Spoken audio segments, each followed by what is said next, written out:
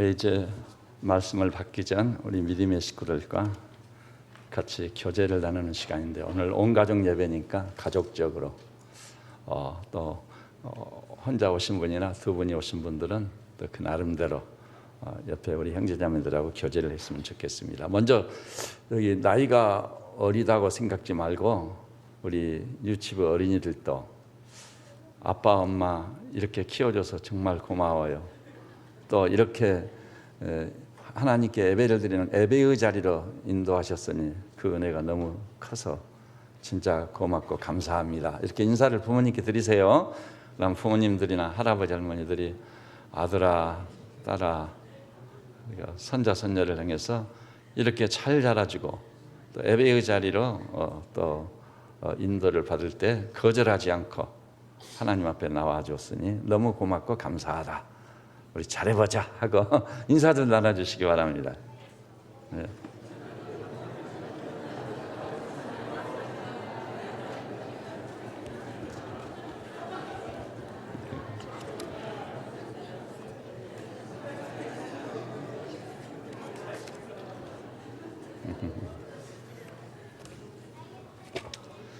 인사가 너무 빨리 끝나버리네요.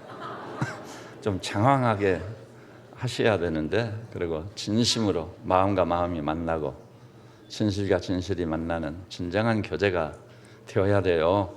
형식적이나 의례적인 인사가 되면은 그것도 나를 속이고 이웃을 그 상대를 속이는 일이 되지 않아요. 한번 이 시간에 다시 한번 인사해 봅시다. 제가 아이고 그만하고 말씀 들읍시다 할 정도로 예, 같이 한번 교제 좀 해주세요. 시작.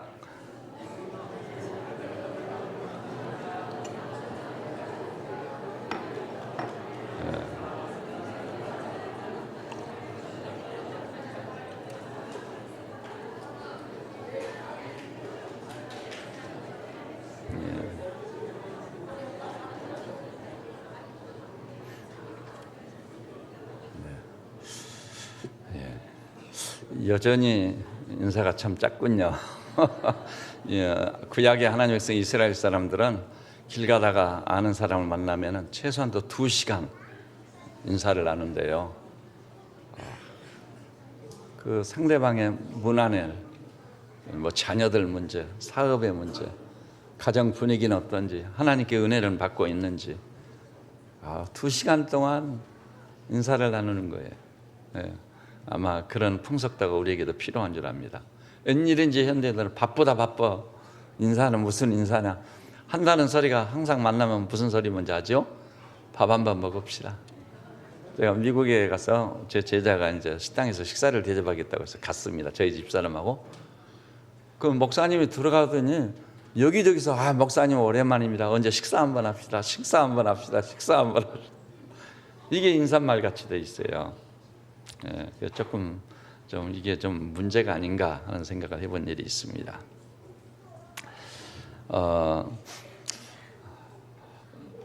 어떤 김 목사님이란 분이 교우들과 더불어 그리스도의 증인으로서 그렇게 힘써 복음을 전했대요. 근데 그 복음에 열정이 있는 그 목사님도 부담스러운 게 한 가지 있었어요. 집집마다 방문 전도를 하는데 그 집만큼은 좀 가고 싶은 마음이 없어요. 그냥 그 집은 엄청 술을 좋아하는 가장이 있는데 그 사람을 만났다 하면은 시간은 시간대로, 그리고 도중에 그 말을 중단하게 할 수도 없고 별하별 잔소리를 다 들어야 돼요. 술주정을 받아줘야 되는 거예요.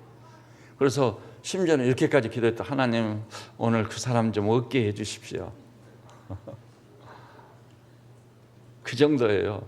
근데 어느 날 또 교우들과 더불어 전도를 나가서 그 집 앞에 가면서 기도했대. 하나님 그 사람 좀 얻게 해주십시오. 그랬더니 진짜 배를 7번 눌렀는데도 반응이 없는 거예요. 아이고 됐구나 오늘. 그래서 밖에서 교우들하고 더불어 기도하고 돌아왔대. 근데 기도할 때는 목사님이 어떤 기도를 했냐면은 오늘 이분을 꼭 만나보고 싶었는데 웬일인지 집에 없군요. 이것도 하나님의 뜻입니까? 사실은 그게 좋으면서도 집에 없는 게 좋고 은근히 그걸 위해 기도까지 했는데 또 성도들과 같이 기도하는 자리니 그러지 않겠어요? 7번 배를 누르는데 없는 것 보니 이게 하나님의 뜻인가 합니다. 하고 돌아왔어요. 그런데 문제는 그 다음날 새벽이었습니다. 목사님이 새벽 기도 가가지고 새벽 예배를 인도하고 기도하기 위해서 엎드렸는데 벼락 같은 음성으로 김 목사야, 너는 어째 네 마음대로 기도하냐? 하나님인 내 마음을 가지고 기도해야지. 뭡니까 했더니 어제 술 주정뱅이 집에 가서 너는 뭐라고 기도했느냐? 하나님 그 사람 좀 얻게 해주십시오 하지. 나는 그게 아니라 그 사람도 사랑하고 그 사람도 복음을 받아야 된다. 근데 어째 너는 네 어려움, 네 힘든 것만 생각하고 내 마음을 갖지 않고 그 사람 좀 집에 얻게 해달라 기도했느냐? 그리고 또 심지어는 거짓말까지. 없으니까 언제는 없게 해달라고 기도해놓고 하나님 어찌하여 오늘 이 사람이 집에 없으니까 이 사람을 만나서 복음을 전해야 되는데, 그러면서 하나님께서 앞으로는 그리스도의 심장을 품고 기도해라. 그래가지고 그냥 얼굴이 하나님이시지만 얼마나 뜨뜻한지, 하나님 알겠습니다, 정말 회개합니다, 이제 그리스도 예수의 상한 심정을 품고 이웃들을 위해서 기도하겠습니다. 그렇게 했다는 얘기를 들어본 일이 있어요. 그런데 오늘 바로 우리가 상고할 이 말씀, 오늘뿐만이 아니에요. 여기는 이렇게 담임 목사가 말씀을 선포할 때는요, 제 개인적인 혹은 인간적인 혹은 담임 목사로서 마음가짐을 가지고 말씀을 전하는 게 아니라는 얘기입니다.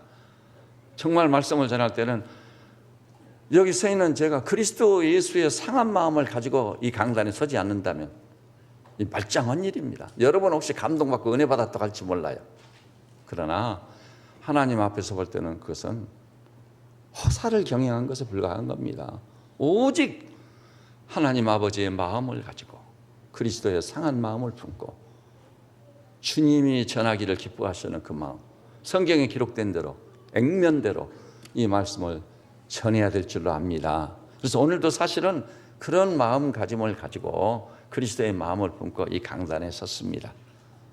어린 친구들이든 우리 성도들이든 다 저 목사가 그리스도 예수의 상한 마음을 품고 기록된 말씀대로 액면대로 하나님의 말씀을 전하니 마음의 문을 활짝 열고 받겠습니다. 이런 열망을 가지고 하나님 말씀을 사모해 주시기를 바랍니다. 오늘 설교의 제목이 뭐지요?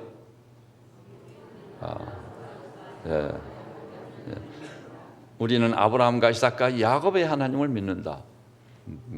하나님 믿는다고 하면 될 일이지 무슨 아브라함과 이삭과 야곱의 하나님이냐. 그런데 이것은 대단히 중요한 것입니다. 이상하게도 구약을 보니까 하나님께서 이렇게 말씀을 하는 거예요.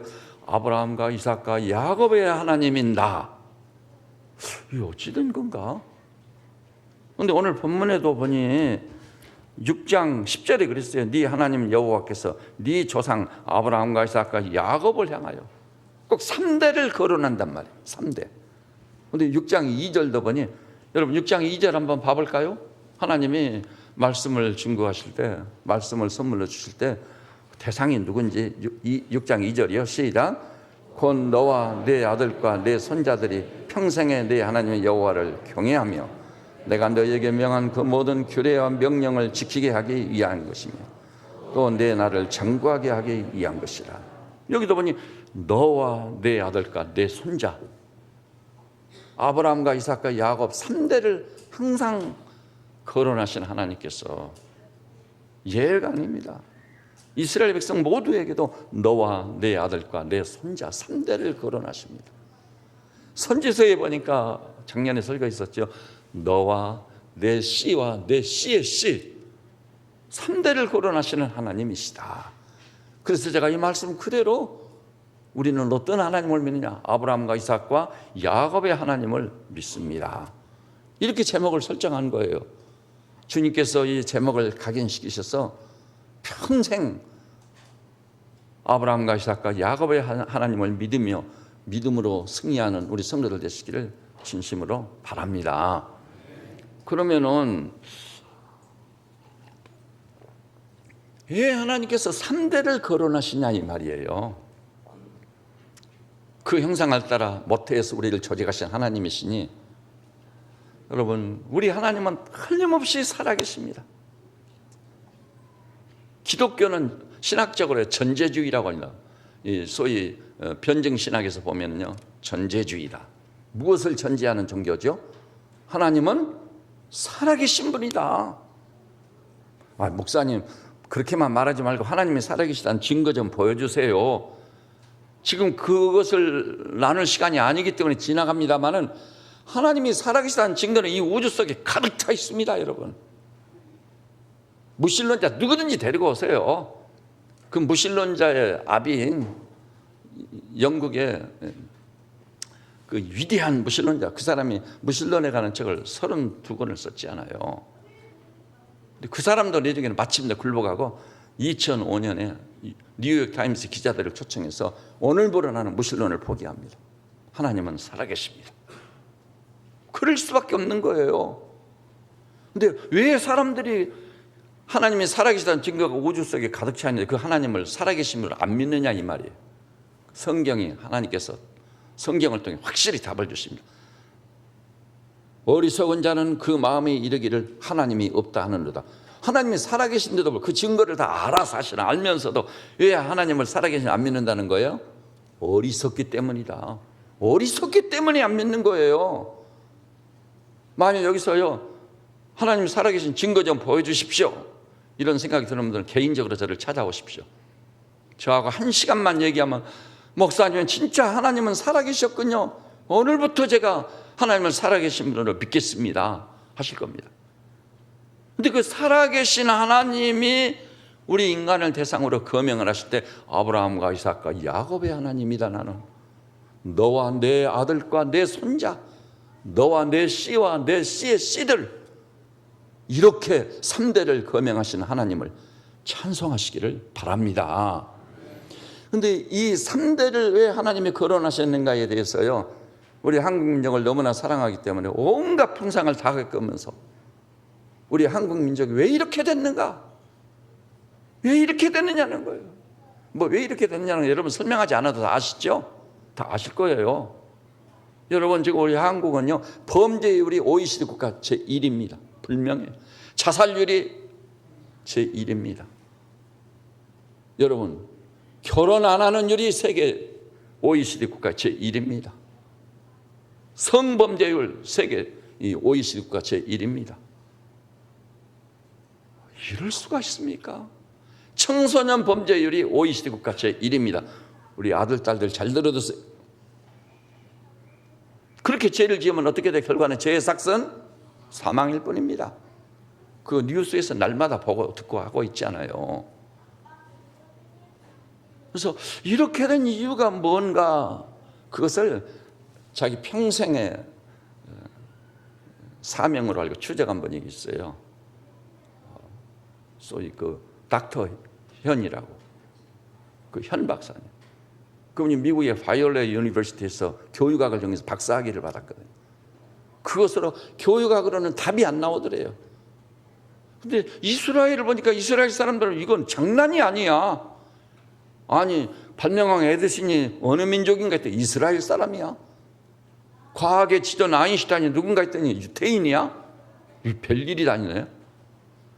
미국 사람들이 우상처럼 섬기는 엘비스 프레슬리, 전설적 락 뮤직의 대가죠. 죽었는데도 난리야. 그 사람이 어느 종족 출신이 유태인 출신이야. 인류 사상의 가장 위대한 금융 가문, 로스차일드 가문, 어느 종족이냐 했더니 유태인이야. 유태인. 세계 경제 대통령 아시죠? 미국의 그 경제 그 의장 있지 않아요?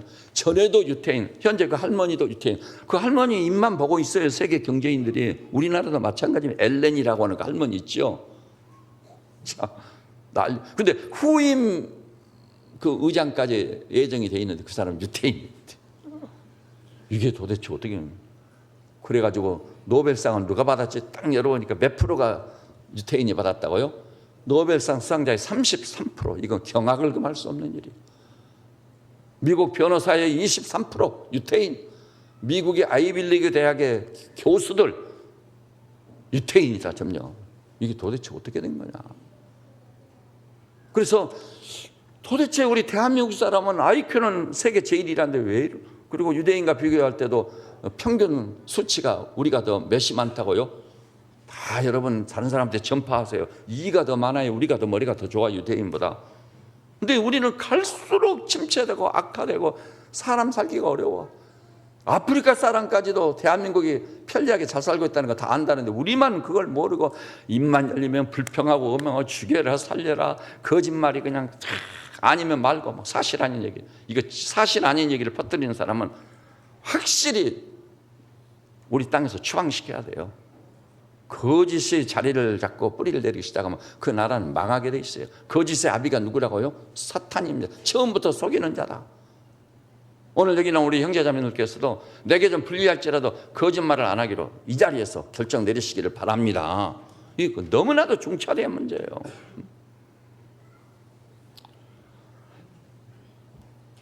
그래서 그 현 박사님이 교육학 박사학위를 받았으니까 그놈만 팔아먹고 살아도 되는데 우리 조국을 생각해 우리 대한민국이 왜 이렇게 됐느냐.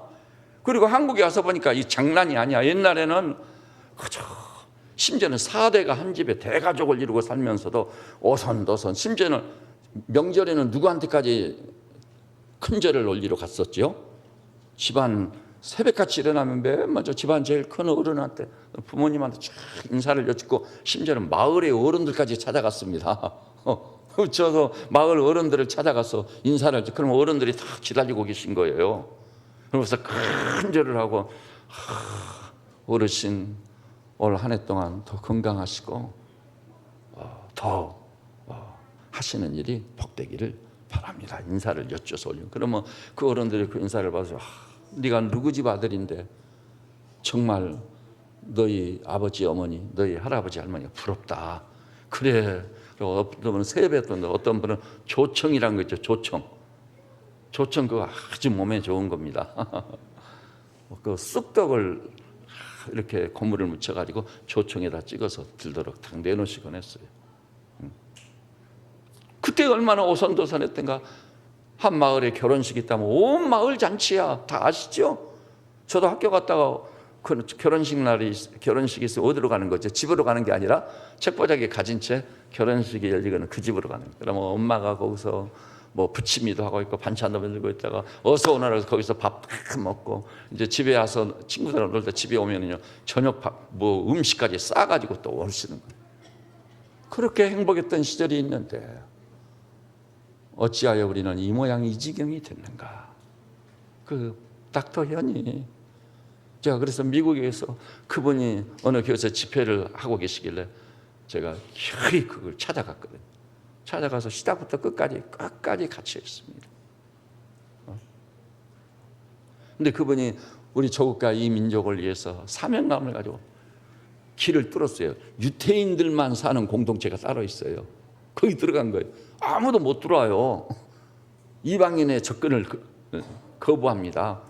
그런데 길을 뚫어서 거기를 들어간 거예요. 들어가서 그들과 섞여 살면서 집도 방문하고 친밀해지니까 랍비하고 친구도 되고 랍비 집도 방문하고 그들의 가정생활은 어떤지 그리고 20년을 산 거예요. 그래서 20년 대단하죠. 그리고 책을 썼는데 33권을 쓴 겁니다. 그리고 우리의 조국에 돌아왔습니다. 그래서 중앙일보, 동아일보, KBS, EBS에 출연해가지고 우리 조국이 바꿔지지만 않는다. 바꿔줘야 된다. 왜 이렇게 나라 전체가 공동 침몰해버릴 멸망의 길을 가고 있느냐. 그래서 그때 확 일어났습니다. 일어났는데 그때뿐이야. 그때 제가 신방을 다녀보니까 우리 교우들 가정에도 거실에 가면 랍비들이 쓴 유대인의 교육을 소개하는 책 한 권씩은 다 가지고 있더라고. 근데 그게 중요한 게 아니에요. 닥터 현이 계속 이 나라에 와가지고 여름이면 어디죠? 그 속리산 거기 있는 곳에서 이렇게 목사님들, 장로님들, 일반 신자들, 아이들까지 다 모아놓고 교육을 시키십니다. 교육을 시키세요. 근데 그 중에 우리 한국이 왜 이렇게 됐는가 그 원인자를 끝까지 추적을 해본 결과 놀라운 사실을 발견했어요. 우리는 누구를 믿는다고요? 아브라함과 이삭과 야곱의 하나님 3대 하나님을 믿는 거예요. 근데 우리나라도 유대인들과 똑같이 3대가 대가족을 이룬 채 한 집에서 살아왔던 거예요. 그것이 70년대까지. 너무나 좋았어요. 이 3대가 같이 살다 보니까 어떤 점이 좋으냐면요, 어른들이 과거 3대를 계속 살아오다 보니까 과거에 우리 조상들이 어떤 분이었는지, 우리 가문에 어떤 훌륭한 인물이 있는지 족보를 딱 펴놓고 아이들한테 가르치는 거예요. 야, 우리 가문에 저희 외가에도 제가 딱 갔더니 맨 먼저 저희 애조부께서 저희 애가댁은요 충청도에 있는 무속윤씨 집안이거든요. 족보를 딱 펴더니 야, 이거 봐라, 자짜온 할아버지가 영의정을 지냈느니라. 세종대왕 후반기에 영의정을 지낸 어른이시거든요. 그분이 어떤 어른이시고, 그래서 그분 자녀들이 어땠고 쫙 설명을 하시면서 그게 아주 인상 깊게 남았어요. 여러분 교과서에 보면 윤회라고 있죠. 거의가 그 집 그 보물을 삼켜버렸잖아요. 그 집에서는 이 윤회란 나그네가 도둑질한 줄 알고 막 야단이 났어요. 그때 윤회가 말하기를 이 기둥에다 나를 묶어놓고 저 거의도 내 앞에 묶어놓으세요. 날이 새고 나니까 거의가 똥을 싸는데 거기에 뭐가 섞여 있는 거예요? 그 보물이 딱 들어있는 거예요. 아니 선생님, 어제 저녁에 이 얘기하시지, 어제 저녁에 내가 이 얘기했으면 이 거의는 배를 가르고 죽였을 것 아니냐고. 그 유명한 일합니다. 곁들여서 그런 얘기를 해주시고, 그래서 내가 저희 외가댁에 대한 자긍심이 굉장히 올라와요. 그래서 이 윤씨 가문 사람들은 집에 가서 물어보면 알아요. 저 사실은 이 파평윤 씨가 제일 불쭉하지 않아요. 근데 사실은 파평윤 씨 집안에서 제가 저희 애가댁에 가 있을 때 대표들이 오셨더라고요. 영감님들이 오셔가지고 무속윤 씨하고 같이 합하자고. 왜냐하면 무속윤 씨 집안이 파평윤 씨 나가기는 나갔지만 파평윤 씨를 능가할 만한 훌륭한 인물들이 많이 나와버렸거든요. 여러분 그것을 옛날 얘기로 지금 어느 시대인데 천만의 말씀입니다. 이 닥터 현이 발견한 게 바로 그거예요. 우리 조국 가문이 왜 이렇게 됐느냐는 거예요. 그리고요, 밖에서 어려운 일이 있었어도 집에 들어오면 누가 있는 거예요? 부모님이 계시고 손자 손녀들, 자기 아들 딸들이 있고 아내가 있고, 그래서 어우러지는 동안 그 어려운 일을 맡고 마음이 어려웠는데 해소가 돼버리는 거예요. 가족들하고 어울리는 동안. 그리고요, 예를 들어서 아이들이 학교 갔다가 집에 오면 맞아주는 사람이 있어야 돼요. 저도 기억이 나거든요. 저희 조부모님이 우리 집에 안 계시니까 학교 갔다가 딱 오면은 부모님이 일하러 가시고 없지 않아요? 그러면 굉장히 쓸쓸해요. 그래서 집에 들어가다니 마당에서 책바닥이를 확 던져버려요. 그 마루에다가 던지고 그 다음에 나와서 친구들하고 어울려 놀거든요. 그런데요, 조부모님이 계신 집안은 어떠죠? 아이들이 학교 갔다 와도 아이고 공부하느라 수고했지 하고 맞아줍니다. 얘야 이것 좀 먹어봐라. 점심 안 먹었냐? 안 먹었으면 이것 좀 먹어. 맞이하는 거예요. 그러니까 애롭지 않아 애들이. 어려움이 없어요. 그런 것들이 심리적으로 축적되면 큰 병으로도 발전하고 우울증도 나타나고. 너무 놀라운 거예요. 명절날 다 자리를 같이 하지. 또 여러 가지 명절이나 다른 절기에 또 다 같이 하지. 제가 우리나라 최소한도 추석이라든지 구정에는 같이 하지 않아요. 근데 사실 전 가족이 같이 하는 기회가 2번이면 너무 적었어요. 유대인은요, 절기가 너무 많아. 유월절, 무교절, 칠칠절, 오순절, 초실절, 절기가 너무 많아요. 그래가지고 그 절기 때마다 다 온 가족이 모여요. 온 가족. 그리고 안식일 날마다 온 가족이 모이는 거예요. 3대가 같이 하다 보니까요, 그 3대가 너무 놀라운 사실은 세대차가 안 나는 거예요. 세대차가. 이때부터 전수받은 것들을 그대로 전수해주고, 조부모님도 알고 부모님도 알고 자녀들도 교육을 받아 다 알고 의사소통이 제대로 돼 있는 거예요. 그 유대인들을 들여다보면 유대인들은요, 아브라함, 이삭, 야곱 이 3대로 해가지고 4200년 동안 유대인의 정체성을 꽉 지키고 있는 거예요. 그게 결정적으로 세계 석학들에게 나타나는 게 언제라고요? 시오니즘에 의해서 이스라엘 사람이 지금 현재 이스라엘을 모여들었잖아요. 모여들었어. 그때 세계 석학들이 저것들 모여봤댔자. 왜냐하면 2000년 동안 흩어져 살았는데 어떤 사람은 러시아에서, 아프리카에서, 중국에서, 인도에서, 미국에서, 영국에서 유대인들이 모여들었으니 문화가 다를 것이고 그들의 가정적 전통이 다를 것이고 그래서 틀림없이 가정이 해체돼 버리고 유대인은 별 볼 일 없을 거다. 그런 순간 뭐가 일어났죠? 6.1 전쟁. 아랍의 3억 인구가요 250만, 그때는 이스라엘이 250만밖에 안 왔을 때 단숨에 그냥 이들을 싹 쓸어가지고 지중해에다 쳐넣어버려야 되겠다. 그리고 온갖 이 병기를 동원해서 진군이 오지 않아요. 그래서 이제 세계 석학들이 이제 이스라엘은 수명이 다 했다. 여기서 끝이다. 놀라운 역사가 어떻게 되죠? 6일 만에 완성을 거둬버려. 6일 만에 완성을 거뒀어. 석학들이 도대체 이렇게 어떻게 된 거냐 했더니 그 배후 그 비밀한 원인을 추적해서 들여다보니까 어떤 일이 있는 거예요? 러시아에 가 있든 아프리카에 있든 중국에 가 있든 하나님의 지엄한 명령, 아브라함과 이삭과 야곱, 너와 내 아들과 내 손자, 너와 내 씨와 내 씨의 씨들, 이 3대라고 하는 이 대가족제들을 굳건히 지키고 있는 거예요. 그래가지고 아브라함 때부터 전해진 하나님 말씀을 계속 전수하고 있었던 거예요. 그래가지고 이스라엘이 러시아에 있던 아프리카에 있던 중국에 있던 똑같은 거예요. 이스라엘의 정체성을 다 지키고 있는. 그것은 뭐예요? 오늘 본문에 나오죠? 자, 이렇게 말씀하고 있어요.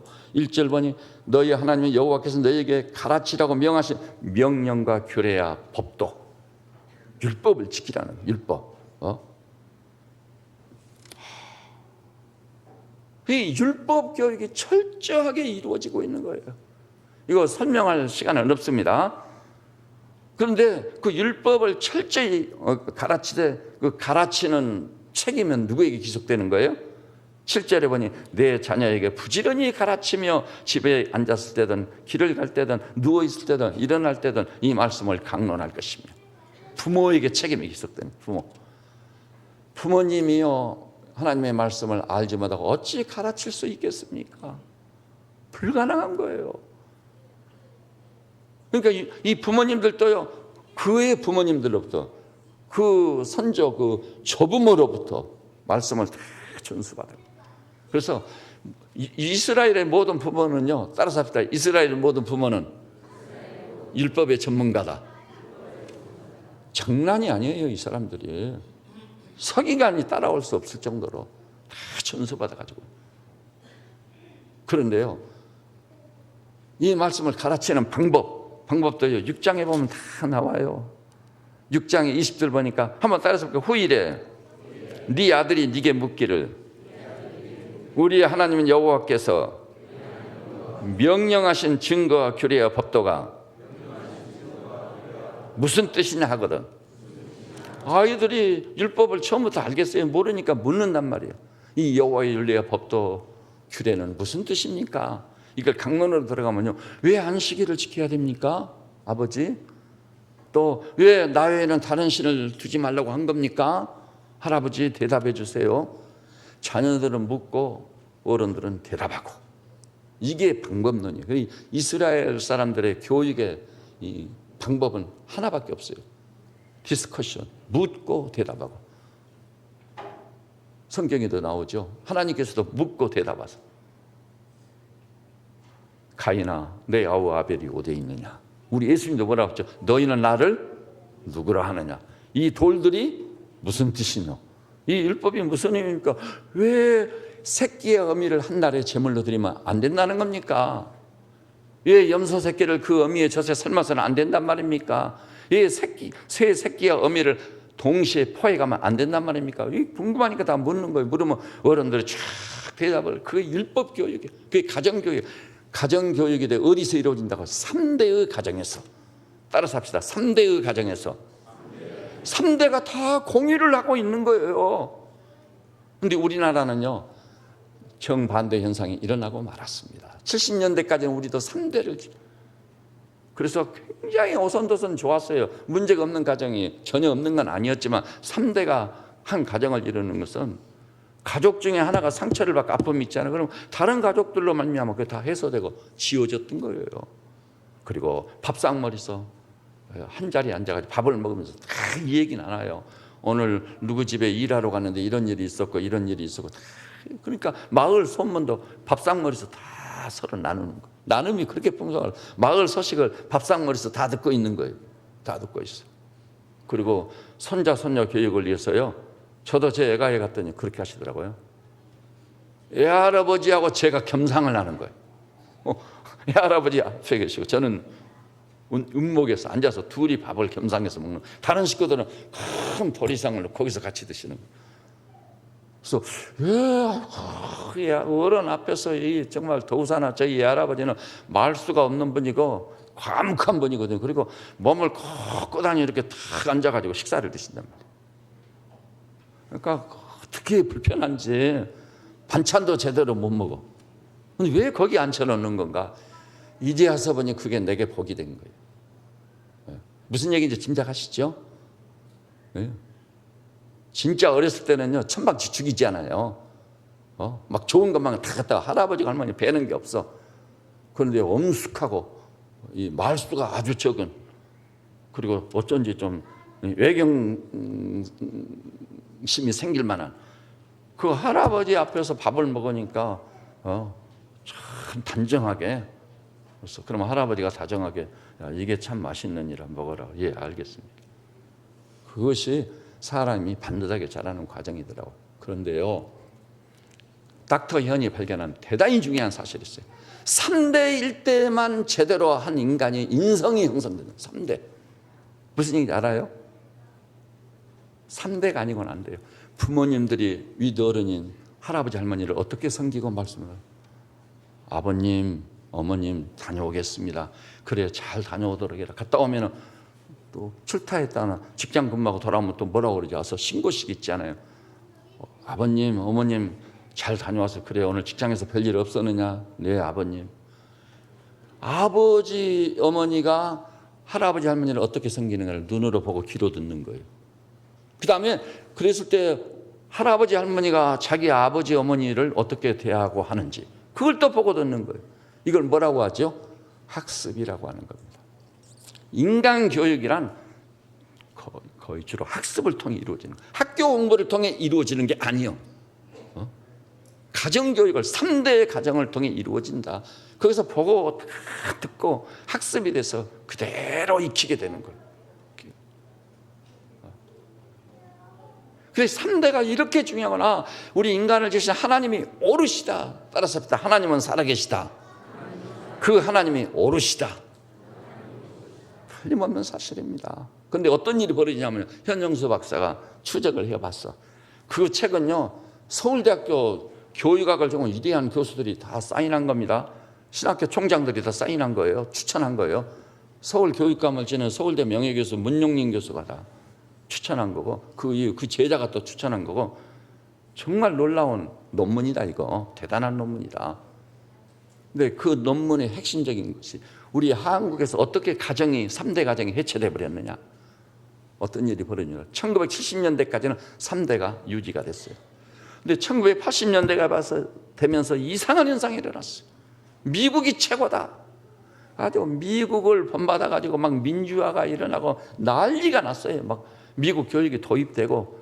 근데요, 미국이 오늘날처럼 거인이지만 흔들리는 이유가 있어요. 미국 교육의 치명적인 문제.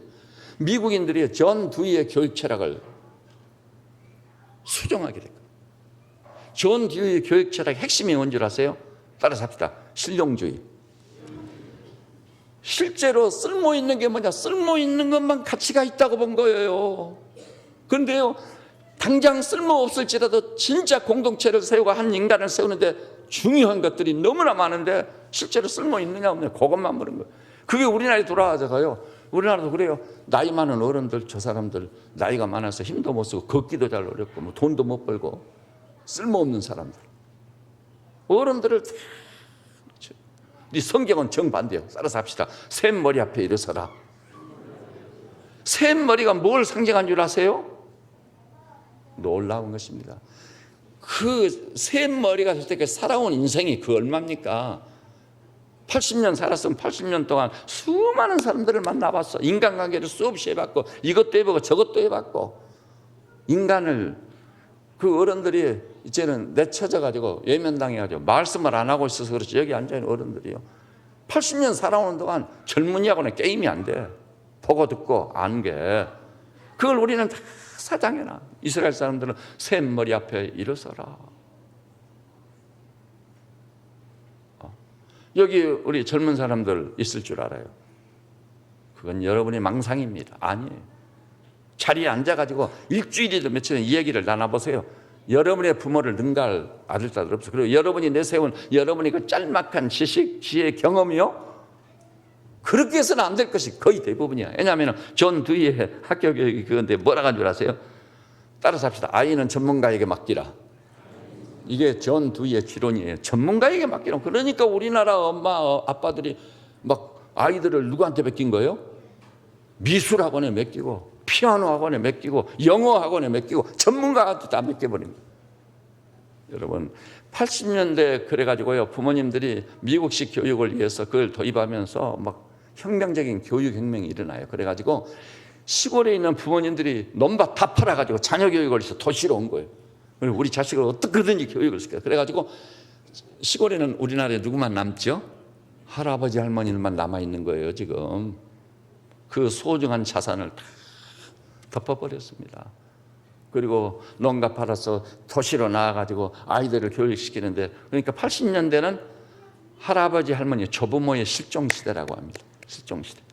그 다음에 90년대 와서는 누가 실종하는 거죠? 자녀들의 실종시대. 이제 자녀들을 전문가에 맡기니까요 어떤 일이 보면 또 존 듀이의 교육 철학 중 하나가요. 따라서 해볼까요? 아이를 낳으면 아이가 원하는 대로 해주라. 그래야 아이들이 확 자란다는 거예요. 그런 엉터리 교육 철학에 완전히 탐닉을 해가지고. 그러니까 90년대는 뭐가 된 줄 알아? 아이들을 막 주사 안 하고, 여기 기억나시죠? 거기 다녀온 분들도 젊은이들 가서 있을 거예요. 젊은 부모들 가서. 거의 우리 아이들을 어디다 보냈죠? 주사 안 하고, 웅변학원, 미술학원, 피아노학원, 영어학원, 학원을 막 몇 개씩 보내는 거예요. 그리고 학교 가서 온 거예요. 그러니까 아이들이 어떻게 되죠? 아이들이 집에 없어. 그래서 90년대를 따라서 합시다. 자녀들의 실종시대. 자녀들이 가정에서 교육을 받을 기회가 전혀 없는 거예요. 주산학원 가서 기능을 배우는 거예요. 영어학원, 내중에 그것도 뭐죠? 치맛바람이 일어나가지고 우리 아들은 엄마들이 그렇게 막 앞장서면 선도적 역할을 하는 거예요. 이 한국에서 키워가지고 영어 안 된다. 영어권으로 가야 된다. 그래서 아이들 데리고 영어권으로 가니까 한국에는 누구만 남아있는 거예요? 남편들만. 기러기 아빠가. 기러기 아빠란 말이 지배적이었잖아요. 그래서 내중에 이렇게 되니까 자녀들도 아빠를 아빠로 알아요, 몰라요? 내중에 그랬잖아요. 아빠들을 뭐라고 그랬죠? 하숙생이라고. 퇴근해서 술집 1차, 2차 갔다가 왔다 하면 아이들 벌써 다 자고 있는 거예요. 아침에는 일찍 일어나서 대충 먹고 출근해버리는 거예요. 그러니까 하숙생이야. 그리고 아내하고도 간격이 점점 벌어져가지고요. 이런 것이 원인자가 되어가지고 향원이연이 이렇게 많아져 버리고, 그리고 여성들도요, 저 명절이라고 시댁이나 가서 뭐 일하는 것은 너무 힘들다고. 요즘 명절 됐다면 명절 증후군 해가지고 난리야 난리. 방송이나 텔레비전에 나와서 엉터리 같은 얘기도 해야 되고. 옛날에는 그거 다 했거든요. 이제는 옛날과 달리 또 부모님까지 할아버지 할머니까지 힘을 모아서 다 도와주고 그러지 않아요. 이게 어찌된 일이에요 이게. 그래가지고요 90년도에는 자녀들의 실종시대, 2000년도에는 부부의 실종시대, 부부가 없어진 거예요. 부부관계가 균열이 와버렸어. 그래가지고 이제는 흔한 것이 뭐죠? 한 집에 살아도 잠자는 방이 달라. 각방 쓴다. 각방족들이. 여기도 많이 있을 거예요. 각방족. 그리고 그 정도가 아니야. 그 정도가 아니야. 완전히 그지 집에서 한 집으로 부부란 이름만 가지고 있지 남남이야. 그래서 2000년대는 누구의 실종시대? 부부의 실종시대. 부부가 실종하더니 남편 혼자 아내 혼자 실제로 그렇게 살기 시작하면서 사회가 이렇게 어지럽고 혼란스러워졌는데 기가 막힌 현상이요. 제가 또 통계를 보고 이게 진짜냐 깜짝 놀라버렸어요. 지금 독거인 시대예요. 독거노인이 아닙니다. 따라서 합시다. 독거인 시대. 정부의 공식적 통계가요, 놀랍게도 25%가 독거인이요. 혼자 살아. 그러니까 난리가 아니에요. 독거인이야. 혼자 살아. 아내 혼자, 남편 혼자. 한 집에 살아도 혼자 사는 거나 똑같아. 그리고 또 부모들이 버려가지고 아이들이 혼자 사는 집. 이래가지고 나타난 현상이 대재앙이 와버린 거예요. 대재앙. 대재앙이 뭐죠? 자살률 세계 1위. 결혼율 제일 낮아. 이혼율 제일 높아. 범죄율 제일 높아. 청소년 범죄율 제일 높아요. 이 장난이 아니에요. 왜냐하면 혼자 있으면 너무나 외롭거든. 여러분, 제일 무서운 죄를 범한 사람은 감옥에 저는 다 가봤습니다. 갔더니 다른 죄수가 한 방에 넣습니까? 아니에요. 혼자 독방에 가라 그래. 무서운 거예요. 혼자 있으면은. 그래서 가정이 완전히 해체되고 3대 가정이 해체된 그 집에서 태어난 아이들 학습이 되지를 않아. 학습이 되는 게 뭐예요?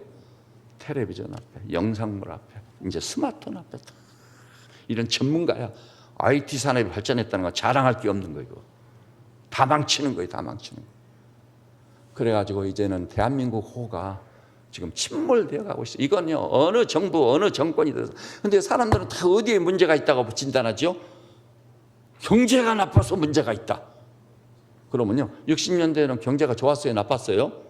확실하게 나빴어요. 60년대 자가용 가진 사람 여기 있으면 손 들어봐요. 없었어요. 버스에 시달리면.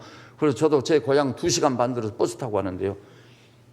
저 먼지가요, 1mm, 2mm, 3mm는 쌓여. 먼지가 얼마나 들었는지. 아무리 더워도 그때는 냉방도 안 되잖아요. 문만 열어놨다가 먼지가 확. 어이없고 황당한 일이 너무 많았어요. 근데 그때는 그렇게 행복했는데 이게 도대체 어떻게, 그때는 자살한 사람이 거의 없었어.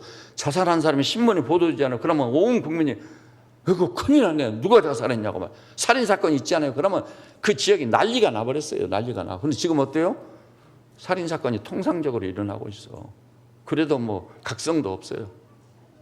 이 일을 어찌하나. 이 일을 어찌하나. 본문에 보니까요, 3대, 그 다음에 율법을 철저히 가르쳐요. 앉았을 때는, 누웠을 때는, 집 밖에 있든 집 안에 있을 때는 미간에 붙이고 손목에 붙이고 그렇게 철저히 하나님 말씀을 가르치는 거예요. 그래서 하나님 말씀인 율법을 중심으로 유태인들은 정체성을 딱 지키고 있는 거예요. 그리고 심지어는요, 어른들한테 잘못했을 경우 내 어미를 때린 자는 광야에다 버려가지고 독수리에게 그 눈이 쪼이리라. 무섭지 않아요? 저 처음에는 아이고 이럴 수가 있는가. 그래. 하나님이 하신 말씀, 우리 하나님이 행하신 일들. 그리고 이 마치면은 이 가르치는 방법도 부모님이 책임을 지고 가르치되 아까 말씀드렸습니다. 질문하고 답하고 디스커션을 반드시 이 방법을 취해야 되는 거예요. 그 교육보다 교육이 잘 되는 교육은 없어요. 자. 그랬을 경우 하나님께서 어떤 복을 주시느냐. 너무나 놀랍게도 이렇게 말씀을 하고 있어요. 이스라엘아, 듣고 삼가 그것을 행하라. 그리하면 네가 복을 받고 내 조상들의 하나님 여호와께서 내게 허락하신 같이 젖과 꿀이 흐르는 땅에서 내가 크게 번성하리라. 거기서 끝나지 않았어요. 6장 우리 10절과 11절 2절을 한번 봐볼까요? 하나님이 이럴 경우 어떤 복을 주신다고 하냐. 3대를 중심으로 해서 가정을 중심으로 해서 가정에서 교육을 책임지는, 그래서 옛날부터 가정교육이라고 그랬잖아요. 6장 10절 11절 우리 한 목소리로 한번 큰 목소리로 봅시다. 시작. 내 하나님 여호와께서 내 조상 아브라함과 이삭과 야곱을 향하여 내게 주리라 맹세하신 땅으로 너를 들어가게 하시고 내가 건축하지 아니한 크고 아름다운 성읍을 얻게 하시며 내가 채우지 아니한 아름다운 물건이 가득한 집을 얻게 하시며 내가 파지 아니한 우물을 차지하게 하시며 네가 심지 아니한 포도원과 감람나무를 차지하게 하사 내게 배불리 먹게 하실 때에 하나님이 말로 할 수 없는 건데, 그래서 들어와도 복을 받고 나가도 복을 받게 해주겠노라. 이렇게 되시기를 주님의 이름으로 축원합니다. 그런데요, 그 일이 지금 우리 현실 사회에서는 가능합니까? 3대가 대가족을 위해 산다는 것은 이제 불가능하게 되어버렸어요. 집 구조 자체가요, 핵가족 시대. 내 중에는 누구만 남아요? 자녀들도 실종. 그 다음에 남편과 아내 사이에 균열이 생겨가지고 한 집에 살아도 혼자 사는 거. 독거인 25%나 되니 4명 중에 1명이 독거인이요. 그러니 대가족 모여 산다는 것 자체가 불가능하게 돼 있어요. 이 일을 어찌 하노. 그래서 담임 목사로 저는 어떻게 하면은 하나님의 가족, 이 교회에 나오는 우리 형제자매들을 다시 한번 회복시키느냐. 그래서 새마학당을 열어서 한복을 입고 와라 해서 부모님들이 아이들을 데리고 와야만 돼. 새마학당. 만일 부모님들이 못 오시게 됐으면 다른 선생님이 부모님을 대신해서 자녀는 묻고 부모는 대답하고 교대가 따로 있잖아요. 따로 있어요. 부모가 자녀에게 묻고 자녀는 또 대답을 하고. 그리고 한복을 입고 와서 부모님께 제대로 된 인사를 큰 절을 올리는, 절은 이렇게 하는 것이다. 이것은 부모님께 드리는 절이다. 그래서 반듯한 인성을 가지고 반듯한 사람이다. 그런데 우리 교우들도요, 주일학교 나왔으면 됐지, 공부할 학원 가야 되는데 무슨 새마학당은 새마학당이냐. 그렇지 않습니다, 여러분. 제가 늘 그러지 않아요. 다 부모님들이 아니면 아버지 혹은 어머니가 번갈아 가면서 자녀의 손을 잡고 새마학당 오셔야 돼요. 그래서 우리가 마음을 모아서 이백을 회복해야 돼. 회복하고 우리가 온 가족 한 자리에, 3대가 한 자리에 모이는 거, 이 예배를 드리는 이유가 어디 있어요? 3대가 모여서 한 자리에서 예배를 드리고, 이 자리에서 오늘 좀 시간이 가긴 갔습니다만 이제 그걸 하려고 합니다. 여러분, 주일 그 강권한 옆면을 봐보십시오. 옆면을 봐보시면은 약속을 반드시 지키자는 난이 있어요. 이거 아주 쉬운 거니까 이걸 누가 하냐면은요. 자, 암송 성구를 우리 이 성구만큼 우리 합심해서 한번 같이 보도록 합시다. 암송 성구 우리 친구들도 다 펴주세요. 약속을 반드시 지키자. 여기서부터 시작. 하나님은 사람이 아니시니 거짓말을 하지 않으시고 인생이 아니시니 후회가 없으시도다. 어찌 그 말씀하신 바를 행하지 않으시며 하신 말씀을 실행하지 않으시랴. 하신 말씀, 약속한 말씀 반드시 지키시는 분이거든요. 그래서 시작전 질문이 뭐죠? 이거는요, 이제 부모님이나 할아버지, 할머니가 자기 자녀들한테 이제 같이 공부하는 거예요. 이 시간에 만일 부모님이 이렇게 3대가 한 자리를 하지 않았으면은 옆에 혼자 오신 다른 교우들하고 2분이서 하세요. 남편과 아내 사이 해보시고요. 그래서 앞으로는요, 이 3대 한 자리 예배 때는 출가해서 먼 데서 아들, 딸 낳고 제가 주리한 아들, 딸만 해도 얼만데 다 오라 그래. 한 달에 한 번은 와라. 꼭 와야 된다. 너희들을 위해서다. 이 아비의 최후의 명령이다. 와라. 해가지고 이 자리에서 다 하게 해야 돼. 하게 해야 돼. 예. 핵가족이 좋을 거 하나도 없어요. 요즘은 더더욱이 아들이나 딸 구별하지 않고 하나만 낳아가지고, 그러니 그 아들, 딸이 왕이 돼 있어요. 과거에 70년대까지는 누가 집안의 어른이죠? 할아버지? 할머니가 어른인데 지금 와서는 누가 집안의 왕이에요? 아이들이요. 존 두이의 말대로 아이들이 원하는 대로 해줘라. 아이들이 원하는 거. 아이들이 조금 땡깡을 넣고 하면은 다 뭐 때문에 그냥 막 해가지고 다 들어주는 거예요. 다 들어줘. 그럼 이게 어떻게 되겠어요? 그 아이들이 그렇게 자라고. 아이들이 왕이라니까 지금. 이거 완전히 뒤집어 엎어야 돼요.